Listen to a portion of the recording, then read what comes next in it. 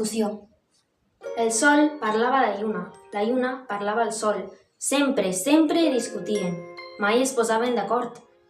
El sol li deia a la lluna: sense la meua escalfor, sense la llum dels meus rajos, què seria d'aquest món?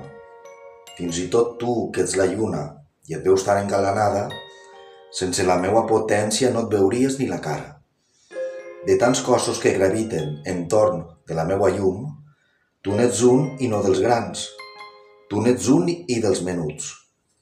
Mira't, melindrosa, i mira'm. Veuràs les coses com són. Ets serventa de la terra. Soc de la terra, senyor. La lluna li responia i deia a la lluna al sol: Et creus senyor d'un imperi que orbita entorn del teu foc. Veus només l'espai que abraces amb la teva resplendor. Veus els cossos que il·lumines, però ignores la foscor. Més enllà del que coneixes, més enllà del que domines, hi ha més llums i hi ha més foscors, hi ha més nits i hi ha més dies. L'univers és infinit i perduts entre les dunes naixen i moren nous sols, nous planetes, noves llunes.